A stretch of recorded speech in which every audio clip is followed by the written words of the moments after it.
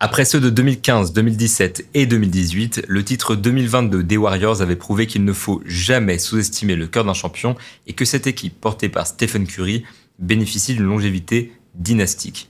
Mais cette époque touche à sa fin.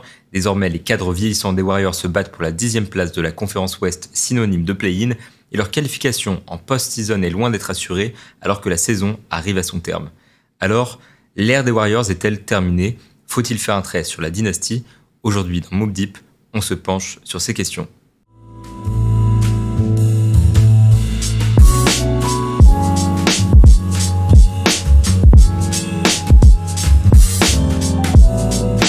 Bonjour à toutes et à tous et bienvenue dans Mobb Deep, le podcast de basket session qui retrace l'actualité de la NBA depuis les États-Unis.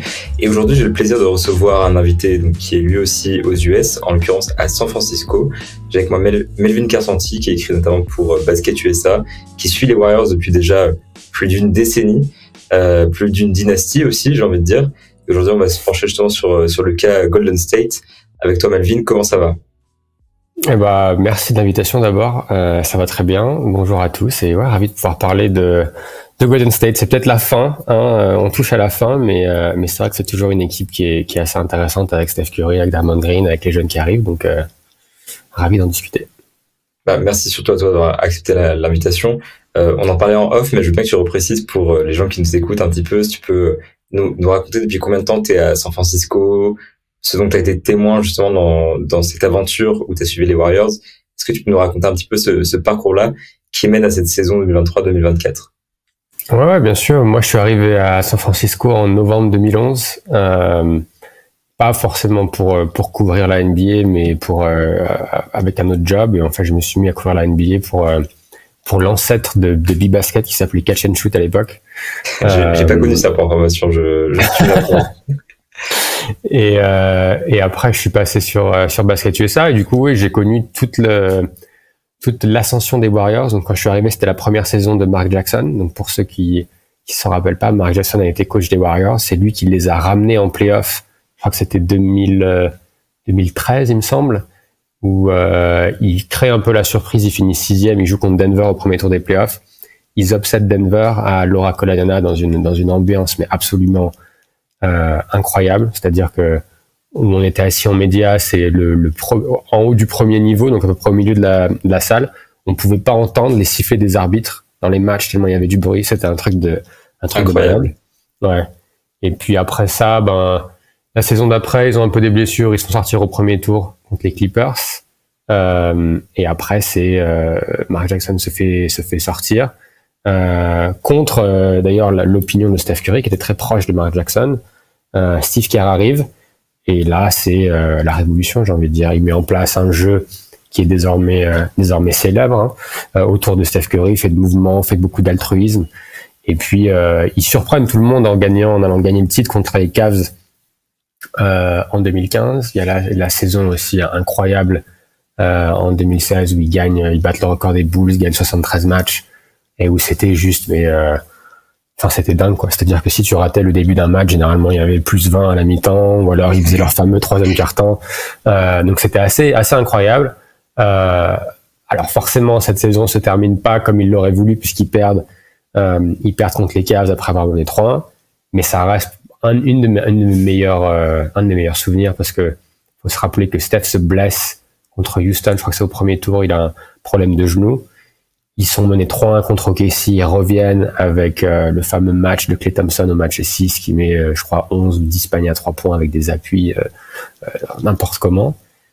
Ils battent le Thunder, ils sont à 3-1 et là Draymond nous fait du Draymond et c'est le début de la fin pour cette saison-là. Mais le match, on parlait en off pareil des ambiances de playoff, le match 7 de 2016, ça reste le match le plus fou que j'ai eu l'occasion de voir on peut imaginer, ouais. La tension dans la salle était vraiment palpable. C'est vrai qu'on dit souvent ça, mais là c'était hallucinant. Donc il y a ça. Après, derrière l'arrivée de Kevin Durant, là aussi on disait qu'on était fan de basket avant le podcast. C'est un truc de dingue, quoi. C'était un peu une sorte de dream team où t'as Curry, KD, Klay Thompson, Draymond un peu en chef d'orchestre. Et donc là c'était un peu unfair, comme on dit ici. Donc ils gagnent 2 titres de suite. Ils retournent en finale en 2019 contre Toronto. Ils perdent KD malheureusement. Et là, c'est vrai que c'est un peu... On savait pas trop ce que ça allait donner. KD se blesse, Klay Thompson se blesse, Steph Curry se blesse au 5e match de la saison d'après. Et bon, donc du coup, ils ont eu 2 saisons un peu compliquées. Et la draft de James Wiseman, qui était beaucoup attendue, qui a rien donné malheureusement. Mais un peu de nulle part, en 2022, ils commencent la saison très fort avec un recrutement qui était intéressant, mais sur le papier, donc avec Nemanja Bjelica, avec Otto Porter Jr. Sur le papier, bon, c'était pas très impressionnant, mais ça a vraiment pris, la mayonnaise a prise, et ils commencent en gagnant, je crois, 18 de leurs 21 premiers matchs. Et ils ont réussi un peu à garder ce rythme-là, malgré une fin de saison un peu compliquée. Et puis après, en play-off, ils ont eu un peu de réussite, mais ils battent une jeune équipe de Memphis avec Ja Morant dans une série incroyable. Et puis après, il y a cette série finale contre Boston où personnellement, je les voyais pas favoris. Et d'ailleurs, j'ai beaucoup aimé, pour ceux qui écoutent le podcast de Draymond Green ou le podcast de JJ Redick et de LeBron James maintenant, où ils expliquent qu'en fait, les Warriors ont gagné cette finale parce qu'ils n'avaient pas forcément plus de talent, mais ils avaient plus de QI basket, plus d'expérience, et ils savaient comment vraiment exploiter cette jeune équipe de Boston à l'époque. Et ça aussi, ça reste peut-être le titre, je pense, le plus satisfaisant pour eux, parce que ça arrive après 3 ans d'absence en finale, mené 2-1 avec un Steph Curry absolument exceptionnel au match 4 où il met 43 points pour égaliser, et puis derrière c'était rideau. Donc c'est vrai que c'était un peu l'exception qui conforme la règle, parce que ils sont forcément sur la pente descendante. Gagner 4 titres en 8 saisons, ça arrive rarement. Et on a un Curry qui a maintenant 36 ans. Je crois que Draymond a 33 ou 34. Klay, c'est pareil. Donc c'est la fin de la dynastie. Et puis là, c'est vrai que les 2 dernières saisons, c'est un peu plus compliqué. Alors, l'année dernière, il y a eu le problème, avant même le début de la saison, entre l'altercation entre Draymond et Jordan Poole, qui a un peu déraillé la saison avant qu'elle démarre. Ils ont été incapables de retrouver, je pense, cette alchimie qu'ils avaient en 2022. Et bon, alors ils arrivent quand même à surprendre les Kings en playoff avec une nouvelle performance de XXL de Curry au match 7 contre Sacramento. Et puis cette année, personnellement, j'étais assez optimiste avant le début de la saison, parce que j'aimais beaucoup le recrutement de Saric notamment. Je les voyais plus dans une sorte de second tier, tu vois, genre au milieu du classement, 4-5. Voilà, au milieu, exactement. Mais en sachant que la conférence Ouest est tellement dense que en cas il n'y avait pas vraiment de marge de manœuvre, parce que encore une fois, ils sont vieux. Chris Paul qui arrive aussi vieux également. Donc certains de ces joueurs allaient forcément rater des matchs. Et c'est vrai que là, la saison a un peu pris le pire tournant qu'elle a pu, malheureusement pour eux. Alors ça a commencé avec, encore une fois, Draymond Green, où j'étais présent dans la salle quand il fait sa clé quand il essaie d'étrangler Rudy Gobert. C'est ça.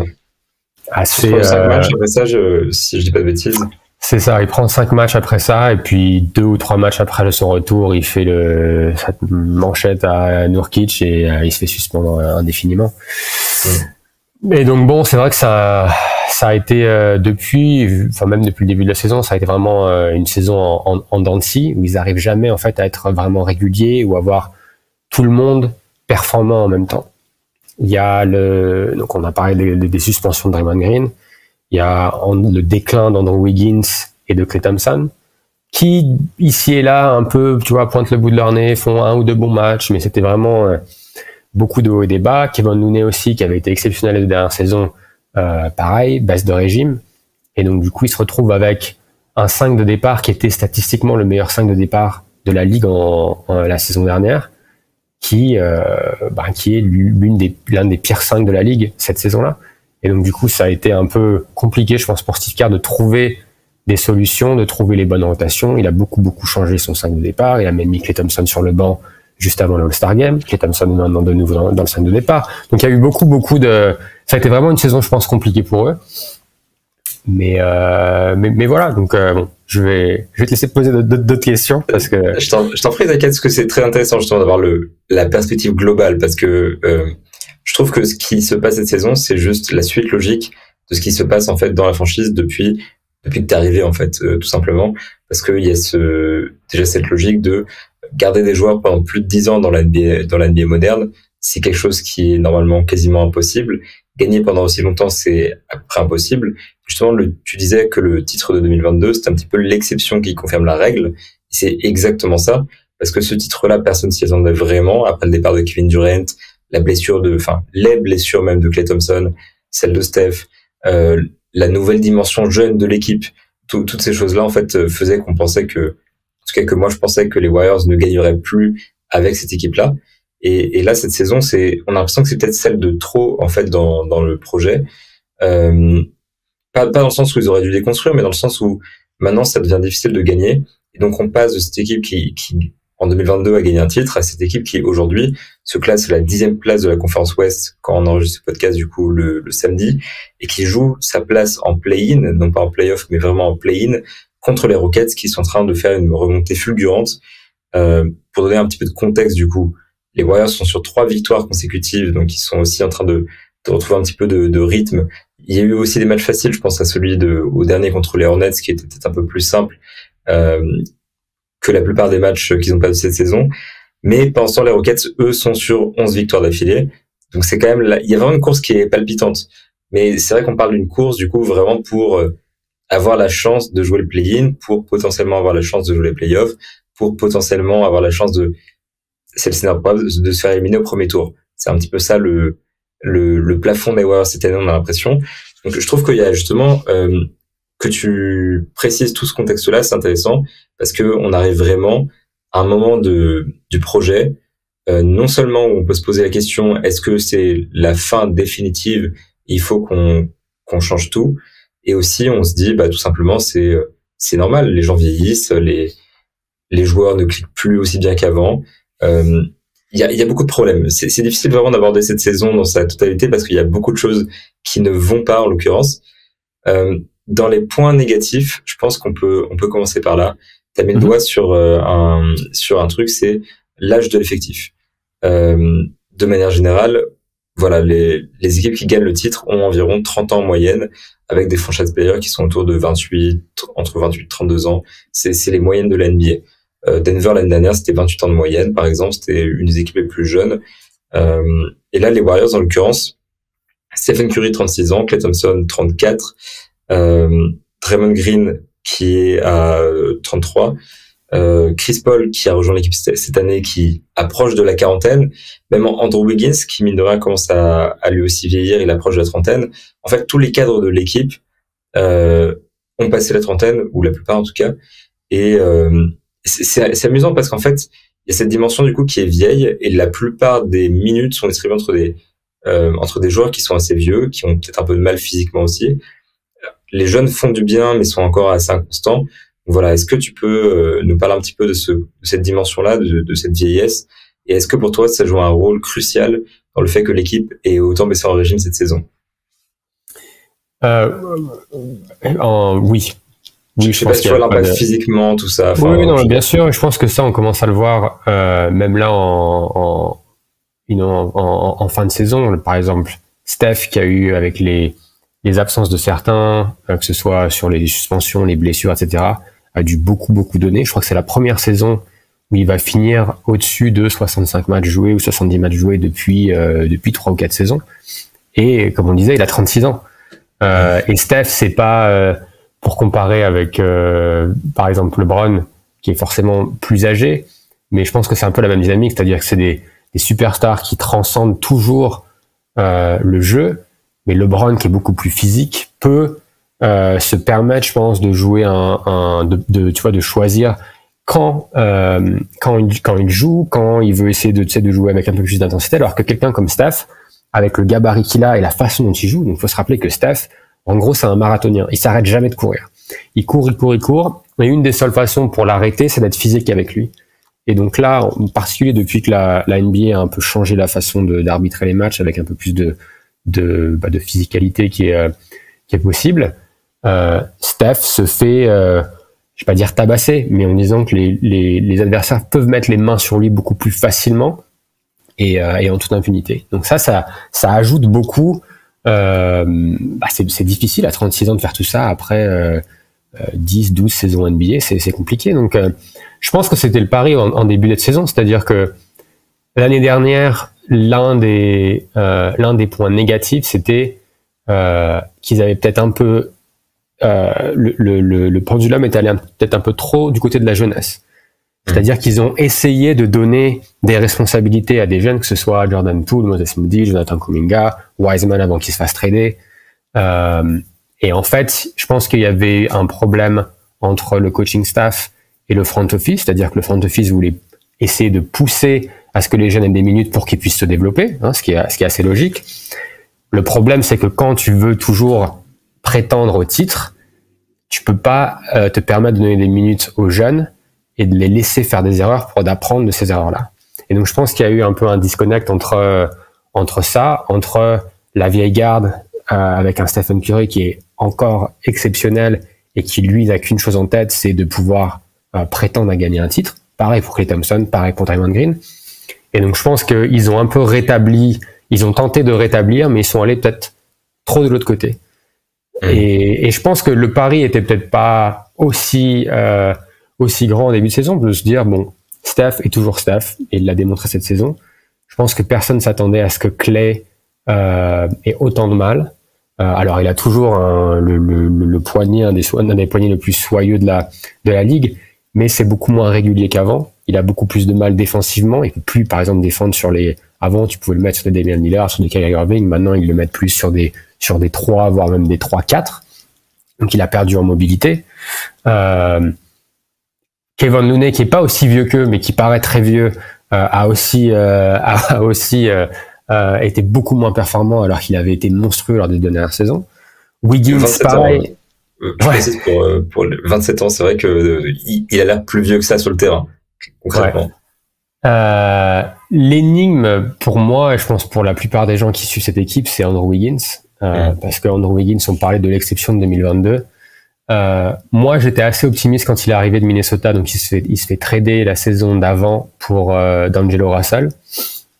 Et dès son arrivée, dès les premières interviews, on pouvait comprendre que sa personnalité était parfaite pour ce rôle et cette équipe-là, parce que c'était plus du tout le numéro 1 ou le numéro 2, c'était plus même un numéro 3 qui peut défendre dur et aider à marquer, 18 points par match avec des boulevards dans la raquette, des tirs grands ouverts grâce à Curry et à Klay Thompson. Et en 2022, il fait une super saison. Il est All-Star, d'ailleurs, si je me trompe pas. Exactement. Bon, après, il y a le contexte où il est poussé par une star de K-pop, etc. Ouais.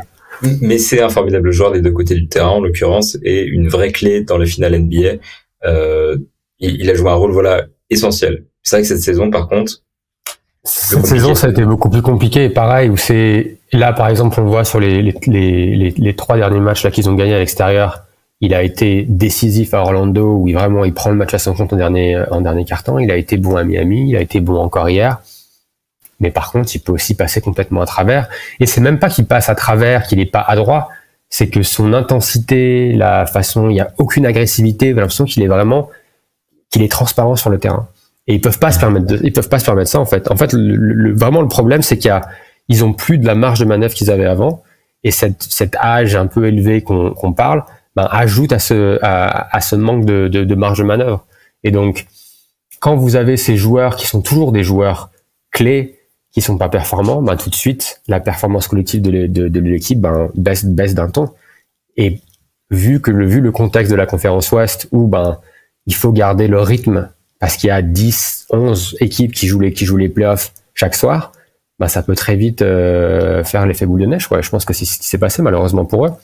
Et après, comme tu le disais, pareil, les jeunes, il y a des jeunes prometteurs. On voit Kuminga qui explose un peu cette saison. Moody, quand il a du temps de jeu et quand il peut mettre dedans, est aussi intéressant. Malheureusement, même pour Kuminga, je pense pas qu'il soit prêt à être l'option numéro 2 offensive derrière un Steph pour aider Steph. Non, c'est sûr. Alors, peut-être en saison régulière, mais il faut se rappeler que Kuminga, les playoffs 2002, il joue quasiment pas. L'année dernière, il est dans la rotation avant les playoffs quand Andrew Wiggins était au chevet de son père pendant quasiment la moitié de la saison. Mais il se fait sortir de la rotation contre Sacramento parce qu'il faisait pas ses box-out, il prenait pas des rebonds, il était pas Il faisait des erreurs défensivement, donc Kerr le sort de la rotation. Il n'a pas joué contre les Lakers ce deuxième tour. Donc il a aucune expérience de playoff. Donc moi,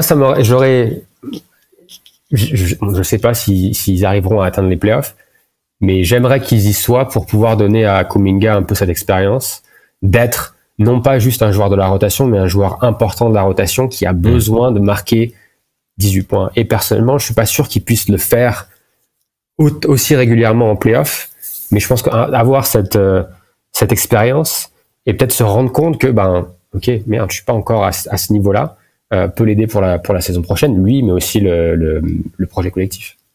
Mais c'est vrai que c'est un petit peu l'extrême en fait, parce qu'on a d'un côté des joueurs très confirmés évidemment comme Curry, comme Draymond, comme Clay, qui ont du temps de jeu dans cette équipe. Et Kuminga, lui, il arrive, il a 21 ans, il a été drafté très très tôt et il a quasiment aucune expérience en NBA. Il a vécu le titre de 2022 quand même. C'est vrai qu'il était dans un rôle vraiment mineur et là, il prend des responsabilités cette saison qui explose. Et je trouve que justement l'émergence de Kuminga et tout ce dont tu as parlé justement par rapport à l'inconsistance de Clay, au manque de performance de Wiggins, en fait, et même par exemple Chris Paul qui pareil a été un petit peu sur une saison en dents de scie depuis le début de la saison, tout ça apporte quand même pas mal d'incertitudes aux Warriors. Et du coup, on a vu beaucoup de changements de line-up. Je pense à Kevin Looney qui parfois, a été titularisé, parfois juste complètement sorti de la rotation pour un match. Il y a quand même eu énormément de changements de rotation et même des fois sur des matchs, tu finis le 4e quart-temps avec un 5 que tu n'avais jamais joué avant. Il y a eu beaucoup de choses comme ça. Il y a eu beaucoup d'ajustements, beaucoup de tentatives de changer les choses et ça apporte justement encore plus d'irrégularité au-delà de la performance des joueurs. Et on a vraiment l'impression que les Warriors n'arrivent pas à se trouver cette saison. Ils n'arrivent pas à se trouver offensivement pour tous les problèmes que tu as décrits justement. Quand je pense à Andrew Wiggins et Klay Thompson, je pense aussi au shoot où justement avant, ils étaient vraiment beaucoup plus fiables sur leur shoot extérieur. Et là, plus on avance, du coup, plus le terrain se resserre autour de Steph Curry. Donc Steph Curry, lui, vieillit. Il a plus de mal, effectivement, c'est ce que tu décrivais juste avant, à courir partout pour trouver les ouvertures qu'il avait l'habitude de trouver. En plus, le jeu est moins bien organisé autour de lui, donc ça complique encore les choses. Il y a moins d'espace. En fait, il y a tous ces éléments-là. Et quand tu ajoutes à tout ça le facteur, du coup, défensif, ces joueurs-là, ils doivent se donner beaucoup en attaque, Curry en particulier. On voit beaucoup d'erreurs. Je pense à Steph Curry. Récemment, tu as tweeté un truc sur le nombre de backdoor qui se prend dans les matchs. Et en fait, on voit beaucoup d'erreurs de sa part. Et je me demande à quel point c'est lié justement au fait qu'il ait toutes les responsabilités en attaque et à quel point justement c'est quelque chose qui dépend aussi de son âge. Et quand on regarde un petit peu les Warriors, c'est la 15e défense de la ligue. C'est pas digne d'une équipe de playoff qui peut aller loin en playoff. Non. Je pense que c'est déjà ce que tu dis sur le jeu, c'est important parce que pendant la grande période des Warriors, ou même si on revient sur les dernières années, ou même 2022, les Warriors étaient peut-être l'une des seules équipes qui pouvaient jouer avec 2 non-shooters. Donc, c'est-à-dire Draymond, même si Draymond cette année est à 40% à 3 points, mais personne ne traite comme si c'était un shooter qui shoot à 40% à 3 points. Et Kevin Looney, qui était plus ou moins juste un rebondeur et un poseur d'écran pour les Splash Brothers. Tu peux te permettre de faire ça parce que tu as les 2 meilleurs shooters de l'histoire dans ton équipe qui sont juste, c'est des lance-flammes, quoi. Quand t'as un Wiggins qui peut, alors ces 3 premières saisons à Golden State, c'était ses meilleures performances ou ses meilleurs, pourcentage à 3 points de sa carrière. Il était autour de 40%, ouais. Ouais. Donc, quand t'as, entre guillemets, on va dire 3 joueurs pour faire simple à 40% à 3 points, ça crée énormément d'espace et du coup, tu peux jouer avec ces 2 non-shooters. Tu peux permettre à Draymond de lire la défense comme il le fait si bien, sur des 4 contre 3 parce que la défense doit blitzer Stephen Curry.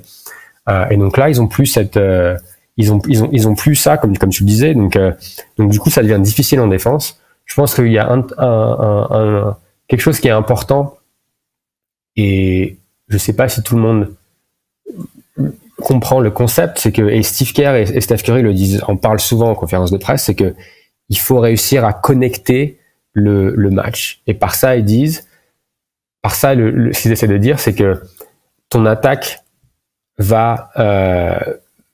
ton attaque permet à ta défense, si l'attaque est bien placée, et si tu marques, permet à ta défense de se mettre en place. Si tu perds des ballons, tu peux pas mettre ta défense en place. Ils sont horribles en défense en transition cette année. Et si tu prends des points en transition, tu te retrouves à attaquer contre une défense placée qui peut te faire travailler. Donc du coup, c'est un peu un cercle vicieux. Et je pense que c'est un peu ce qui se passe avec eux. Alors, Curry en est l'un des symptômes parce que oui, il a énormément de responsabilités sur ses épaules en attaque, par rapport à ce qu'on vient de décrire. Il est plus vieux, donc en gros, j'ai vu passer une stat où quand il était à plus de 30 points, il gagnait 75% de leur match. Et ils peuvent pas se permettre d'avoir un non-match de Stephen Curry.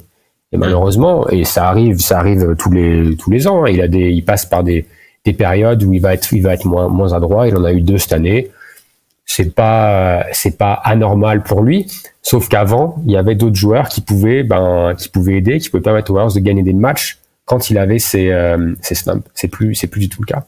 Et donc, lui, on le voit, et je pense que c'est tout à fait ça. Je veux dire, et on le voit d'ailleurs, c'est pas que Curry. Je veux dire, il y a plein d'autres joueurs, des stars NBA qui doivent se concentrer sur l'attaque et qui, du coup, défensivement, pareil, doivent choisir où ils veulent mettre leur effort. Et je pense que c'est un peu ça pour Curry. Donc, les backdoors, je pense que sont un de ces symptômes-là, où des fois, il a des pertes de concentration, des pertes de rigueur, et il va oublier le gars, et le gars lui passe derrière. Il fait aussi beaucoup d'aide, et ça, c'est même plus un problème, je dirais, collectif pour les Warriors. Ils aiment beaucoup aider quand ils sont côté fort, et ils laissent un tireur à 3 points dans le corner, ce qui est une règle qui est, moi, à l'époque, quand j'étais ça devait être en minime ou U16, c'était quelque chose que nos coachs nous disaient, mais systématiquement, si tu venais aider côté fort, tu partais pour un suicide direct. Et donc, il y a beaucoup de problèmes de rigueur défensive cette saison où tout le monde essaye d'aider beaucoup trop. Et donc, du coup, ça permet aux autres équipes de partir et de trouver les shooters, du coup, après, attaquer les close-out, etc. Et c'est pareil, encore une fois, là, un peu l'effet boule de neige. Donc, Curry, je pense que oui, il a forcément des responsabilités en défense. Après, malheureusement, il doit faire beaucoup trop. Et je pense que là, ça commence à faire malheureusement beaucoup. Donc, sur le plan physique, mais aussi sur le plan mental. Parce que, encore une fois, lui, il est all-in dans le projet Warriors. Il pense toujours, et c'est sûrement une confiance un peu irrationnelle dont ces superstars ont besoin, que si les Warriors finissent 10e et qu'ils passent par le play-in, par la petite porte, ils ont une chance d'aller gagner le titre. Et ils ont une chance d'aller gagner à l'extérieur, à Los Angeles, à Phoenix au 2e tour des play-in, pour peut-être aller chercher Denver au premier tour. Ce qui est pas possible, mais il doit, lui, penser comme ça. Oui, il pense aller au bout, c'est nécessaire. C'est ça. Et donc du coup, c'est un peu compliqué parce que je pense qu'ils sont bloqués entre deux objectifs. Un, essayer de chase, un peu comme on dit, je trouve le mot en français, mais cette gloire passée, et de continuer à être prétendant au titre, tout en essayant de commencer à préparer l'après Curry, en essayant de donner plus de responsabilités aux jeunes. Mais le problème, c'est que Steve Kerr a généralement été assez conservateur, on va dire, dans la laisse qu'il donne à ses jeunes joueurs, parce qu'il essaye de trouver cette balance entre développement des jeunes joueurs et être performant. Et malheureusement, en NBA, généralement, c'est soit l'un, soit l'autre, mais c'est difficile d'avoir les deux en même temps. C'est ça. À moins d'être les Spurs, il y a assez peu de contre-exemples dans l'histoire de l'NBA de franchises qui a avancé, qui a formé ses franchise players sur le tas et qui a continué d'avancer. Il y en a quelques-uns, évidemment, mais c'est vrai que c'est assez rare. Et l'ambivalence, justement, de ce projet depuis 2019, depuis la saison où Curry est blessé, où je sais pas si on peut dire qu'il tank, mais en tout cas, il perd énormément de matchs, il draft James Wiseman après ça. Depuis ce moment-là, il y a une ambivalence qui s'est installée, qui est très critiquée, en fait, entre ce mélange de être compétitif, avoir des jeunes, développer, essayer de gagner. C'est ça que ça bloque un petit peu. Et quand on voit Stephen Curry aujourd'hui, il y a quand même cette dimension où j'appuie sur ce que tu dis quand tu parles de l'aspect mental, parce qu'évidemment, ces derniers jours, il y a beaucoup d'images qui ont circulé de Steph Curry qui, en fait, il craque un petit peu. Pour le contexte, c'était c'est fou, j'ai déjà oublié à Orlando, quand Draymond se fait expulser après 2 fautes techniques, après 3 minutes de jeu, dans un match, c'est encore une fois extrêmement important parce que à cause de la course au play-in, et c'est vrai qu'on le voit un peu, limite avec les larmes aux yeux, quoi. Et je pense de la déception de... Ouais. Et je pense que pour lui, c'est vraiment encore une fois, c'est ça qui est assez, je pense que la raison pour laquelle ils arrivent à gagner en 2022, c'est Steph Curry. La raison pour laquelle ils espèrent toujours faire quelque chose l'année dernière, cette année, l'année d'après, c'est Steph Curry, parce que malgré son âge, ça reste un joueur qui est juste exceptionnel, un joueur qui est impossible quasiment à défendre. Et donc lui, il est, tu vois, même après 2 titres de MVP, 4 titres NBA, 1 titre de finale NBA, de finale MVP, même se battre pour une chance d'être 10e, il est all-in, quoi. Et il essaye de pousser tout le monde. Et je pense que c'est magnifique de voir ça. Et je pense que ça donne le ton pour le reste de l'équipe. Et malheureusement, quand en tant que leader, tu fais ça et que tu vois, c'est même pas un coéquipier, hein, c'est vraiment un de ses meilleurs amis, Draymond Green, faire ça et se faire sortir alors que tu essayes d'accrocher le play-in, bah, je pense que là, il a un peu craqué, parce que mentalement, c'est dur, quoi. Et je pense qu'il y a eu ils se sont beaucoup sabotés eux-mêmes cette saison, malheureusement. Et encore une fois, avec une marge de manœuvre qui est infime, bah, tu peux pas te permettre de faire ça. Draymond Green, je pense que quand on parle de sabotage, c'est peut-être l'exemple le plus pertinent, parce que il y a eu cette expulsion contre le Magic parce qu'il protestait contre l'arbitrage. Il y a eu l'année dernière encore des vidéos qui circulent de lui avec un move, un coup de pied à l'entrejambe pour Grant Williams. Il y a toujours des images comme ça un petit peu dirty. Il y a souvent des suspensions. Le plus grave, c'était le début de la saison, évidemment, avec l'étranglement sur Rudy Gobert qui lui vaut 5 matchs, et surtout ensuite cette répétition sur Yusuf Nurkic qui lui vaut du coup de sortir pendant une vingtaine de matchs, si j'ai pas de bêtises. Et en l'occurrence, ça a un petit peu, je pense, perturbé la saison des Warriors. Et c'est vrai que quand t'es en train d'essayer de gagner, il y a ce problème de Draymond Green comme qui est assez présent. Au-delà de ça, il y a aussi, je pense que Clay a envoyé pas mal de mauvais messages pendant la saison. Quand on parle des conférences de presse, de ses prises de position, etc., par rapport à qui mérite d'être dans le 5 majeur, d'avoir les minutes, etc. Steve Kerr essaye de jongler avec tout ça, mais on voit bien que c'est un petit peu compliqué quand même. C'est vrai qu'on est dans une saison où c'est compliqué. On a l'impression, voilà, mentalement pour tous les Warriors. Et quand tu parles de sabotage, voilà, ça appelle à tout ça, à Draymond Green surtout, hein, évidemment, mais aussi à tout le reste. Et j'ai l'impression que c'est peut-être un des éléments qui leur fait le plus défaut cette année. Et c'est là où tu te dis en fait que l'équipe, si elle arrive en post-season, Steph Curry a beau peut-être imaginer que ça peut aller loin, on a du mal à les voir vraiment avancer, parce que est-ce qu'ils sont prêts mentalement pour ça?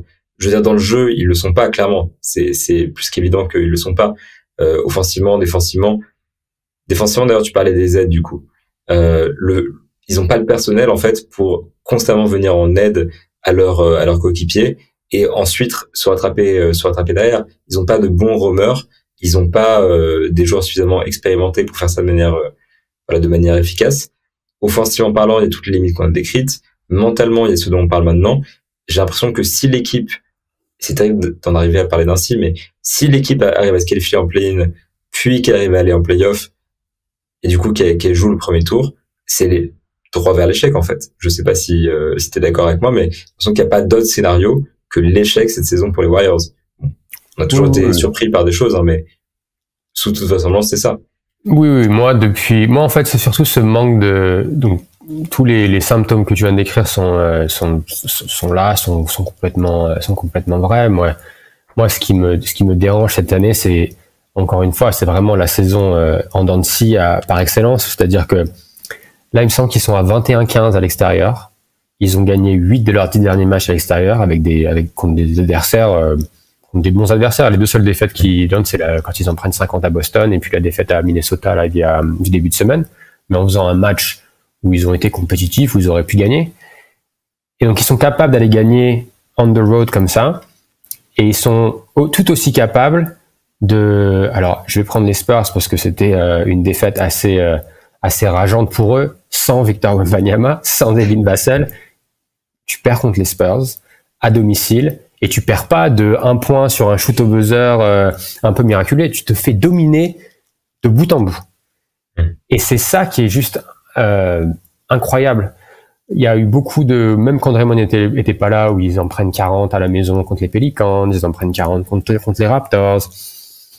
Et moi, en fait, c'est ça qui me gêne, c'est que même si dans le jeu t'es pas parfait ou t'es pas performant, tu dois quand même te battre, tu dois quand même avoir une certaine intensité pour au moins te donner une chance. Et ils avaient même pas ça.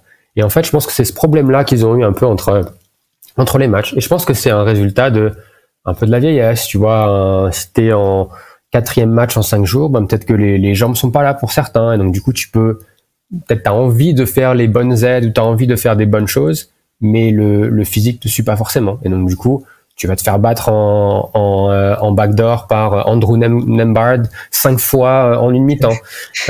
Et donc, tu vois, c'est des trucs comme ça où tu te dis, tu ne mérites pas d'aller plus loin que, enfin, dixième, ça reflète bien leur saison au final. Et donc, malgré cette confiance irrationnelle dont on parlait, ils ont aucune chance d'aller plus loin que le premier tour. Surtout si tu te retrouves face à Denver. OKC, oui, la jeunesse, mais c'est pas comme, tu vois, autant l'année dernière, j'étais quasiment sûr qu'ils allaient battre Sacramento au premier tour. Autant là, aller chercher OKC comme ça, aucune chance. Alors évidemment, il peut avoir des blessures, des machins, etc. Oui. Et évidemment, jouer les Warriors en playoff avec l'expérience qu'ils ont, avec le coaching staff qu'ils ont, c'est aussi pas un cadeau. Mais je pense que tu peux pas t'attendre à ce qu'ils sortent une série où ils sont réguliers pour pouvoir battre une de ces équipes du top 3 ou du top 4 fois sur 7 matchs.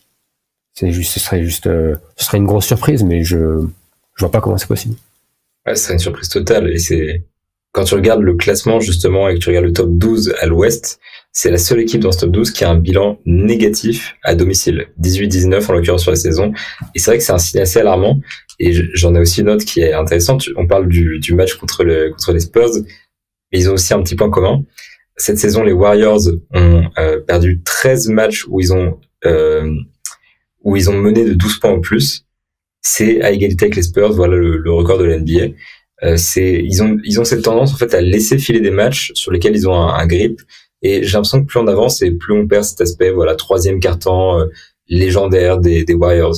Alors qu'il a toujours été un petit peu peut-être surfait parce que ça relève plus d'une question de coaching staff que d'une question du mythe en fait qu'on a créé autour de ça. En fait, on a l'impression que aujourd'hui les joueurs sont plus capables de cette application-là et surtout à domicile quand ils sortent du vestiaire et de reprendre le match à leur compte. Et donc il y a tous ces matchs-là qui filent et tous ces matchs à domicile qui sont perdus. En fait, il y a beaucoup de messages qui sont négatifs sur la saison.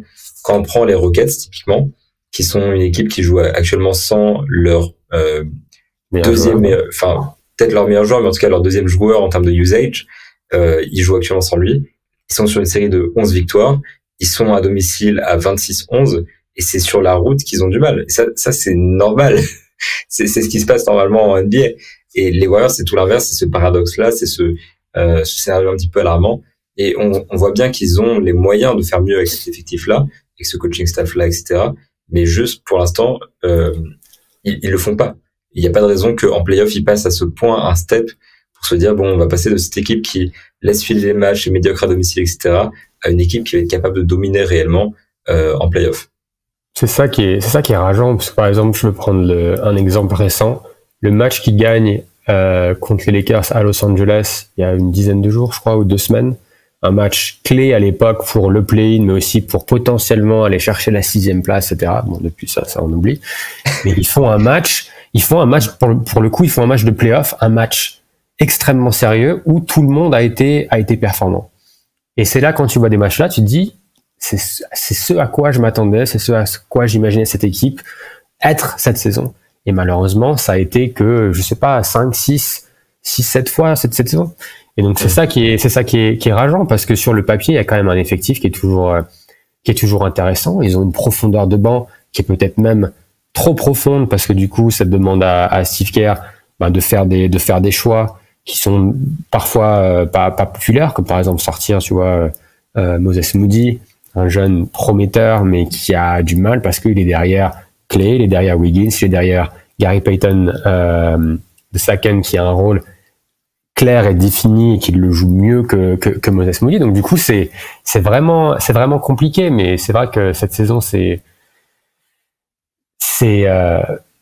Et ce qui est aussi rageant, c'est que, je crois que Zach Lowe d'ESPN disait ça récemment, c'est que quand tu regardes les stats, quand tu regardes leurs matchs, c'est jamais exactement la même chose. Ils ont quelques points faibles, oui, mais des fois tu les vois, ils font un match super complet, le lendemain ça va être, ils reviennent pas, il y a aucun repli défensif, il y a les backdoors, les machins. Le match d'après, ça va être quelque chose complètement, ils vont perdre 25 ballons perdus. J'ai l'impression que chaque match, c'est un truc différent, mais la seule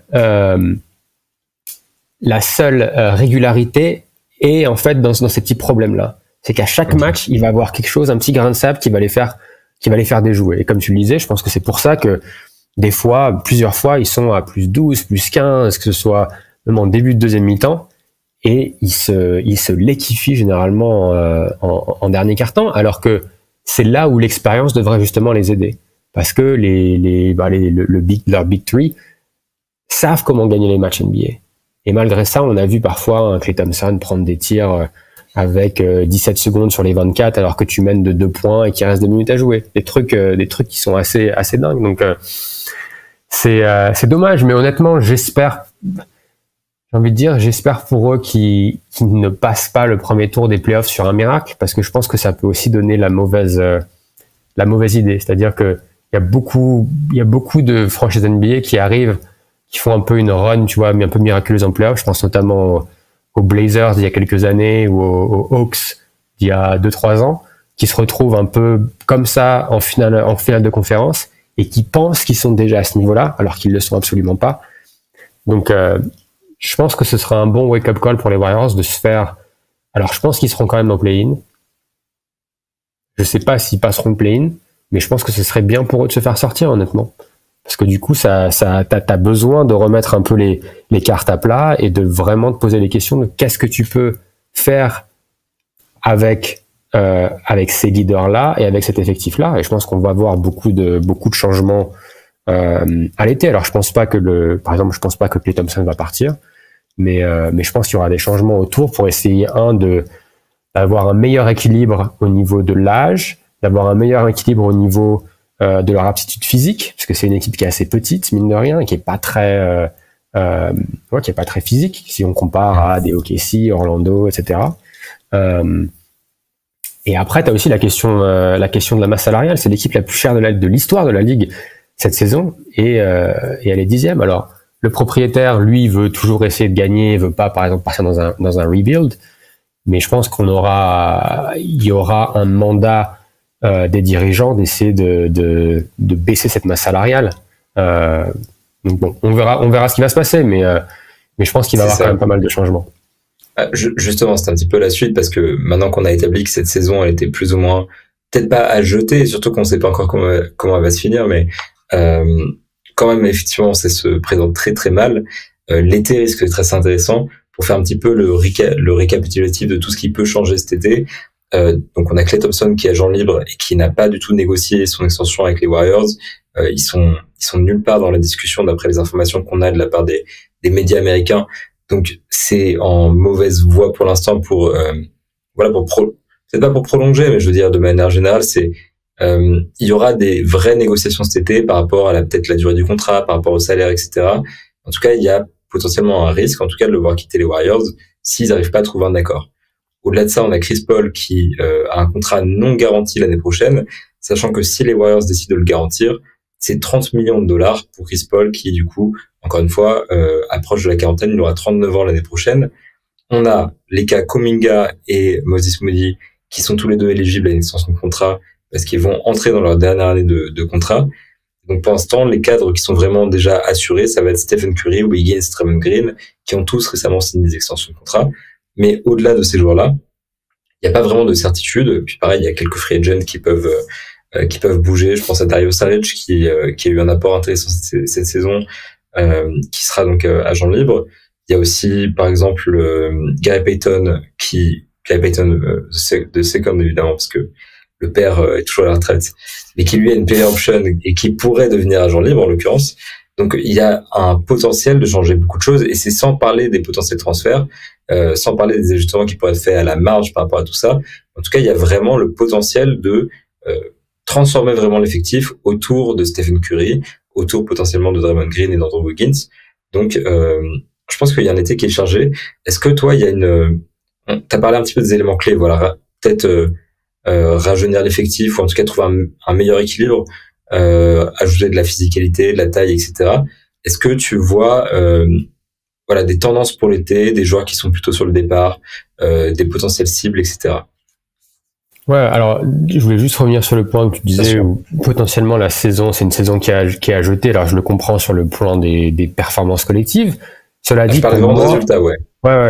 Cela dit, pour moi, sur le plan individuel, tu as aussi des enseignements qui sont intéressants sur cette saison. C'est-à-dire que tu vois que certains de tes cadres sont sur le déclin. Tu vois, alors je vais prendre Klay Thompson par exemple, qui oui peut quand même continuer à être un tireur d'élite, mais pour moi il est en train de passer dans une sorte c'est le dernier stade de sa carrière. Et pour moi la comparaison que je donnais à plusieurs personnes de mon entourage, c'était Ray Allen à Miami.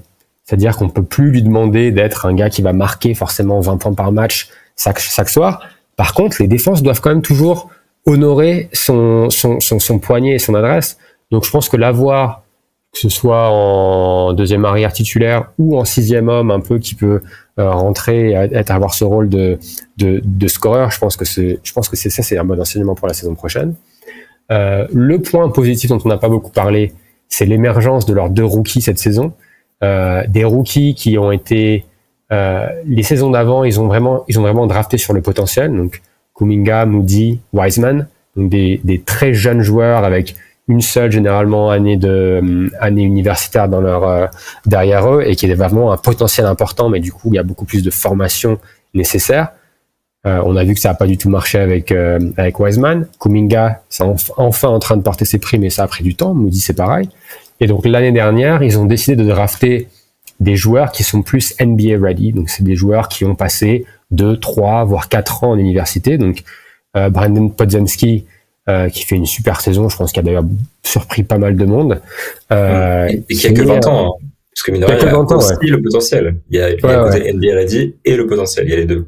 Et c'est vraiment quelqu'un, je pense, qui est déjà quand il l'avait drafté, il l'avait un peu labellisé comme vraiment le type de joueur que Steve Kerr adore, c'est-à-dire de joueurs qui sont intelligents, de joueurs qui sont altruistes, des joueurs qui vont pas garder la balle en main, mais qui peuvent vraiment faire bouger la balle pour que leur mouvement collectif continue.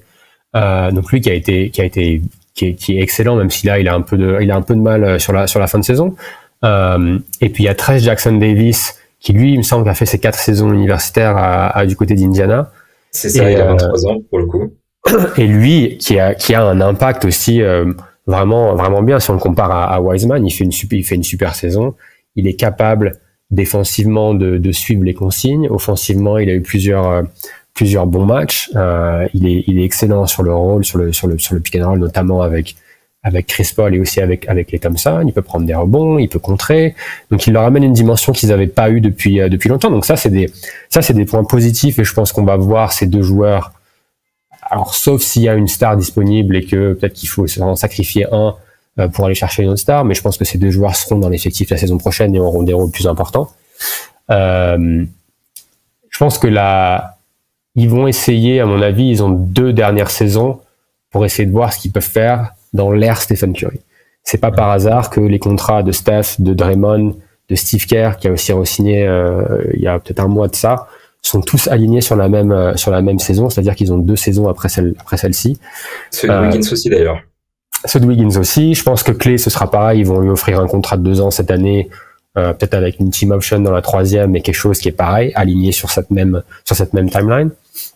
Moi, je pense que même s'il y a des risques, il y a quelques équipes qui sont un peu déjà positionnées sur Klay, comme Orlando. J'ai vraiment du mal à voir Klay partir et finir sa carrière ailleurs. Je pense que c'était un peu la même situation l'année dernière avec Draymond Green, où pareil, les négociations d'avant-saison avaient mené nulle part. Et en fait, très rapidement, ils se sont mis d'accord quand la free agency a commencé. Je pense qu'il y a cette volonté de la part des joueurs, de la part de Steve Kerr, qui a une voix très importante dans l'organisation, et également de la part des dirigeants, vraiment de s'assurer que ces 3-là finissent leur carrière ensemble et finissent leur carrière d'une façon digne, j'ai envie de dire. Ça veut pas dire qu'il faut aller gagner les titres, mais au moins essayer d'être compétitif Et si jamais tu te fais sortir par une plus jeune équipe, ben tu passes le bâton, mais tu le fais ça de façon dignement. Donc je pense qu'ils seront encore là. Je pense pas qu'ils veulent voir, tu vois, un peu Anthony Parker qui finit sa carrière à Charlotte. Je pense que c'est pas quelque chose que les Warriors laisseront faire. Et après, pour le reste, c'est assez ouvert. Je pense que s'il y a un joueur qui risque de pas être là l'année prochaine, ce sera Wiggins, parce que même s'il l'adore, il fait l'unanimité là-bas. Je pense qu'il est encore assez jeune pour essayer de ramener un autre joueur j'ai envie de dire, d'une valeur équivalente. Et malheureusement, parce qu'ils vont toujours avoir ce manque de marge de manœuvre la saison prochaine, tu peux pas te permettre que ton 3 titulaire soit bon pendant 20 matchs et puis soit pas bon mais soit complètement transparent pendant 20. Donc je pense que s'il y a moyen de transférer Wiggins, à mon avis, ce sera un des candidats principaux. Encore une fois, je pense qu'il y aura aussi cette nécessité de passer peut-être complètement hors de la luxury tax, qui est jamais arrivé depuis les Warriors depuis sûrement 2016, je pense. Donc voilà, mais donc je pense que Gary Payton, il a un rôle qui est défini dans cette équipe et je pense qu'il marche très bien aux côtés de Curry. Donc je pense qu'ils vont essayer de le garder, mais je pense qu'ils ont besoin de rajeunir l'effectif. Ils ont besoin d'aller chercher de se tourner vers la NBA, j'ai envie de dire moderne, c'est-à-dire qu'on discutait de l'espace qu'il y a besoin sur le terrain pour Steph Curry. Ils aiment jouer avec deux intérieurs, mais tu as besoin d'avoir un intérieur qui est vraiment un intérieur shooter. C'est pour ça que à la deadline, il y avait des rumeurs, notamment concernant Kelly Olynyk, qui est un peu l'archétype de cet intérieur qui peut tirer. Ça me fait penser à ce qu'ils ont eu avec Nemanja Bjelica, avec Saric aussi cette saison, mais je pense qu'ils veulent quelqu'un d'un peu plus solide par rapport à ce qu'ils ont eu les dernières saisons. Ils ont essayé déjà Michael Green l'année dernière, ça a été un fiasco monumental. Donc voilà, et puis après, je pense qu'il y a besoin d'un peu plus de taille. C'est une équipe, on l'a dit, qui est assez petite. On le voit souvent, ou des fois, il y a des aides qui sont bien faites, mais quand t'as Chris Paul dans le backside qui vient aider dans la raquette, c'est comme si t'avais personne qui venait aider. Donc je pense qu'ils ont, surtout quand tu vois les Lakers, quand tu vois Denver, quand tu vois Minnesota, et je sais pas si on s'en rend compte quand on regarde les matchs à la télé, mais je pense que toi tu peux sûrement en attester. Quand tu vois les équipes en vrai, tu te rends compte qu'une équipe comme Minnesota, ils sont immenses, ils sont longs, ils sont grands, ils sont énormes. Denver, c'est pareil sur tous les postes. Et les Warriors sont mine de rien petits s'ils doivent jouer Chris Paul et Steph ensemble sur la base arrière. C'est une base arrière qui est minuscule pour la NBA de 2023 ou 2024. Donc ça va être intéressant de voir ce que ça va donner. Mais je pense que l'ère de cette ère, c'est un peu la dynastie des Warriors. Je pense qu'elle est pas terminée. Et quand je dis ça, je pense pas forcément que les Warriors vont aller chercher un titre l'année prochaine ou l'année d'après. Mais je pense qu'elle sera réellement terminée quand quand Curry va décider de partir ou quand un des deux autres ou Steve Kerr soit décide de raccrocher les baskets, soit décide de pas signer par exemple. Là, on pourra vraiment parler de fin, mais je pense que les dynasties, pour moi, c'est pas juste quand tu gagnes des titres. Je pense que c'est vraiment toute la période de cette équipe avec les hauts, mais aussi avec les bas. Et je pense qu'on a vu les hauts, et là, malheureusement, c'est les bas. C'est juste la fin de cette dynastie, mais ça fait partie de l'histoire aussi. Complètement. Et là, pour donner du contexte par rapport au salaire, par exemple, s'ils prennent le contrat de Chris Paul, s'il est garanti, ils paieront encore plus de salaire l'année prochaine que cette année. Enfin, ils ont déjà plus de salaire garanti cette année que l'année prochaine que cette année. Donc il y a des chances que s'ils prennent pas ces décisions de bouger Chris Paul, ils soient bloqués justement dans ce deuxième palier de la luxury tax qui a été créé là par le dernier CBA. Donc que ça complique déjà leur marge de manœuvre financièrement pour construire l'effectif, et qu'en plus les propriétaires payent une grosse luxury tax. Et c'est vrai que quand ton équipe est 10e de la conférence Ouest, c'est compliqué de continuer à payer. Les dirigeants ont toujours été très clairs sur le fait que l'idée c'est de continuer à payer, de ne pas regarder les dépenses quand il s'agit de gagner un titre NBA. Si t'as pas les armes pour gagner un titre NBA, il n'y a pas de raison de payer des montants historiques comme cela. Donc je pense que ce sera un des gros travaux de l'été, pardon. Je me demande à quel point ils peuvent bouger cet effectif autour justement des pièces principales. Si tu gardes Stephen Curry, bon logiquement je sais pas pourquoi je dis si tu gardes Stephen Curry, si tu gardes Andrew Wiggins, si tu gardes Klay Thompson, À partir de là, tu as déjà une grosse partie de tes ressources qui sont engagées. À quel point est-ce que tu peux transformer ton effectif juste en te séparant d'Andrew Wiggins, et t'as pas intérêt de te séparer de tes rookies en l'occurrence, parce que l'année prochaine, Kuminga, Moody, Podziemski, Jackson Davis, c'est des joueurs qui gagnent entre 1 et 7 millions de dollars. C'est des super contrats pour des joueurs qui apportent ce qu'ils apportent aujourd'hui. Donc t'as intérêt à les garder. C'est ça. Donc à partir de là, à quel point tu peux transformer ton effectif et à quel point tu peux performer avec l'effectif que tu as déjà. Est-ce qu'ils peuvent le faire dès l'année prochaine? Je pense qu'il y a toutes ces questions-là. Il va y avoir des difficile, hein. Quand même. C'est difficile parce que, outre la question des salaires, je sais qu'il y avait beaucoup, par exemple, de rumeurs. Ah, est-ce qu'ils vont trader Chris Paul? Est-ce qu'ils vont trader Clay? Est-ce qu'ils vont trader Wiggins avant la deadline de cette saison? Le problème, c'est que quand tu as des joueurs qui performent pas, leur valeur sur le marché des transferts, elle plonge. Donc c'est la même chose. Donc je pense pas que tu puisses dire à Chicago, allez, vous nous donnez Zach LaVine et on vous file Andrew Wiggins. Ce sera non direct. Donc ils ont aussi une manœuvre qui est extrêmement faible dans ce domaine-là. Donc ce sera intéressant de voir ce qu'ils peuvent espérer recevoir en contrepartie. Alors à voir. Là, par exemple, on a un Wiggins qui est un peu mieux depuis 2-3 semaines. Encore une fois, s'ils arrivent à faire un play-in miraculeux ou un bon premier tour, peut-être que ça peut un peu changer certaines opinions, mais c'est vrai qu'ils sont dans une situation compliquée. Après, financièrement, ça reste quand même un des gros marchés. C'est peut-être pas LA, c'est peut-être pas Miami ou New York, mais c'est, je crois, la franchise avec la meilleure valuation aujourd'hui. Ils ont un propriétaire, encore une fois, qui déteste perdre et qui a vraiment cette soif de victoire. Donc même si je pense qu'il a envie de sortir de la luxury tax et de ces deux paliers, s'il y a une option de rendre l'équipe meilleure, je pense qu'il n'hésitera pas à mettre le chèque parce qu'il peut se permettre. Mais encore une fois, après, il y a une transition qu'il faut quand même enclencher. Donc ce sera intéressant de voir comment ça se passe. L'autre aspect dont on n'a pas parlé aussi, je pense, sur l'aspect mental, c'est que ils ont quand même connu une tragédie cette saison aussi avec le décès de leur assistant coach, Dejan Milojevic. Et c'est quelque chose dont on ne parle plus trop, mais je pense que c'est quelque chose qui est, enfin, si vous avez déjà perdu des gens, le deuil, ça se passe pas comme ça, c'est pas une semaine, 2 semaines et on passe à autre chose. Et je pense que cette absence est encore extrêmement présente, au quotidien pour les Warriors. Je pense que alors Saric était déjà un peu moins bien avant ce qui s'est passé, mais depuis il est plus du tout le même, et je pense que ça a beaucoup joué. Donc ça aussi, ça a ajouté un peu à cette saison un peu compliquée, un peu bizarre. Et donc je pense qu'ils sont un peu, ce que j'avais écrit récemment, c'est que on sent qu'un gars comme Curry a cette volonté d'essayer de toujours croire à des jours meilleurs cette saison, mais tout ce qui se passe en pratique tend vers une saison qui a juste envie de se terminer et qui doit se terminer assez rapidement.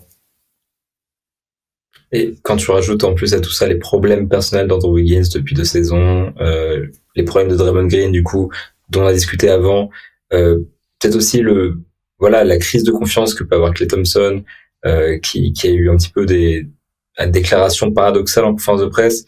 Un coup, il n'y a pas de problème, je suis remplaçant. Un coup, je mérite ma place dans 5 majeurs, etc. On voit quand même qu'il y a une bataille interne, alors qui est complètement sur un autre niveau que la perte d'un ami et d'un assistant coach, évidemment, mais ça joue quand même dans la balance. C'est quand même beaucoup de facteurs mentaux autour de tout ça qui font quand même qu'on peut espérer que l'année prochaine, avec un effectif à peu près similaire, ils puissent faire quand même mieux que ça. C'est vrai que quand tu regardes l'effectif et que tu te poses vraiment la question, t'as l'impression qu'ils sont condamnés à ne plus être contenders jusqu'à ce que Stephen Curry parte. Parce que ce que tu dis sur Andrew Wiggins, c'est très vrai.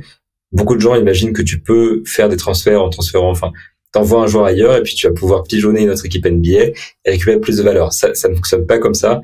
Les front office progressent beaucoup et on peut pas arnaquer un front office pour commencer. Aucun front office dira aux Warriors, écoutez, il n'y a pas de problème, on vous envoie un package qui est supérieur au package que vous envoyez. Il n'y a pas de solution d'upgrade facile comme ça. On a parlé de la marge qui était limitée. T'as parlé de l'importance justement pour les dirigeants, pour les joueurs, etc. de finir avec ce Big Three au moins jusqu'à la fin du contrat de Steph Curry, c'est-à-dire pendant encore du coup 2 ans après cette saison. Donc en fait, il y a vraiment un tas d'impératifs qui les bloquent un petit peu avec cette équipe actuelle, avec ce plafond. Et il y a en plus, ce dont tu as parlé aussi, la question de la transition post-Curry, la transition post-dynastie, qui implique du coup de garder les jeunes, de garder les tours de draft, en fait de garder une part de potentiel, parce que tu sais qu'après tu auras peut-être besoin de tout ça pour... alors, ils veulent pas de vraie reconstruction, mais tu en as besoin pour faire des transferts, tu en as besoin pour garder une certaine flexibilité financière. En fait, tout ça, c'est essentiel dans la construction d'une équipe NBA, que ce soit un petit ou un gros marché. Donc, il y a quand même l'impression que l'équipe va continuer comme ça jusqu'à ce qu'elle atteigne un petit peu sa date d'expiration et qu'elle meure. Est-ce que tu as l'impression, toi, du coup, que c'est ce qui va se passer, qu'on va juste assister à cette... C'est un petit peu des mots durs, mais à cette lente agonie jusqu'à la fin de l'ère des Warriors. Oui, c'est ça. Et je pense que ce que tu disais par rapport à Clay, je pense qui un peu est face à sa mortalité en tant que joueur, mais je pense que c'est un peu la même chose pour l'équipe. Hein. C'est un peu encore on l'a dit, c'est la fin d'une dynastie, c'est la fin d'une époque. Et je pense que voir cette petite mort entre guillemets, tu vois, le faire dignement, ça veut dire faire aussi un trait sur la compétitivité de l'équipe, parce que tu peux pas avoir les deux. Donc je pense que tu as aussi noté le fait que par exemple Kuminga, alors je vais plutôt me focaliser sur Kuminga que Moody, mais être sur un contrat rookie pour ce genre d'équipe, c'est extrêmement important. Mais aussi, ce qui est extrêmement important, c'est que là, Kuminga est clairement une des pièces, enfin, il le considère comme une pièce maîtresse, donc ça veut dire que l'année prochaine, quand il va falloir sortir le chéquier pour re-signer Kuminga pour sa 5e saison, ce sera pas le même prix. Et donc, c'est pour ça que je pense que, par exemple, Wiggins, même s'il débute la saison à Golden State l'année prochaine, en préparation à les autres dépenses qui vont arriver, j'ai du mal à le voir finir à Golden State la saison prochaine. Donc oui, donc je pense que ils sont vraiment un peu bloqués dans ce ventre mou. Alors après, c'est la NBA, donc il y a plein de choses qui peuvent arriver, mais c'est vrai qu'ils sont pas au niveau des meilleures équipes de l'Ouest actuellement. C'est une fin de cycle. Et j'espère et je pense qu'ils sont intelligents pour le faire d'une façon assez digne, encore une fois. Mais c'est vrai que c'est un peu triste, mais ça fait partie des cycles NBA. C'est passé avec les Bulls, c'est passé avec les Spurs, c'est passé avec les Lakers, ça se passe maintenant avec les Warriors. Donc c'est un peu la même chose. C'est ça. D'autant plus, ce que tu dis, c'est très juste. Voilà, quand tu veux offrir cette belle fin à ton équipe, à tes cadres, etc., t'es obligé de finir comme ça, avec la pente descendante. Si tu veux préserver la dynastie jusqu'au bout, il faut aussi accepter le côté négatif, accepter la fin. Donc, je pense que c'est ce qui va se passer. Bon, on verra bien déjà ce que réserve la fin de la saison. Est-ce qu'ils peuvent se qualifier en play-off la saison prochaine aussi? Est-ce qu'ils peuvent réussir à créer la surprise comme en 2022? Voilà, on sait jamais. On n'est jamais à l'abri de rien avec ces Warriors. Très peu probable, mais on sait jamais. Mais en attendant, voilà, le bilan pour l'instant est plutôt pessimiste. Je sais pas si tu as quelque chose à rajouter, Melvin, sur cette équipe, sur la saison de manière générale. Je pense qu'on a fait un bon tour déjà pas mal assez complet de tous les éléments qu'il y avait abordés. Sur la saison, non, j'ai pas grand chose à rajouter, si ce n'est que il y a un Golden State Houston, il me semble mercredi ou jeudi de la semaine qui arrive, qui va être sûrement décisif pour cette 10e place. Donc ça va être intéressant à voir, et c'est à Houston, peut-être une bonne nouvelle pour les Warriors vu qu'ils sont meilleurs à l'extérieur, et je pense que ça va être intéressant de voir comment ils abordent ce match, et si on voit justement un peu l'expérience et cette soif de vaincre qu'ils ont pu montrer à Los Angeles ou dans d'autres matchs à l'extérieur, et comment ils abordent ce match-là. Donc ça va être sympa. Et sinon, non, mon dernier message, ce serait juste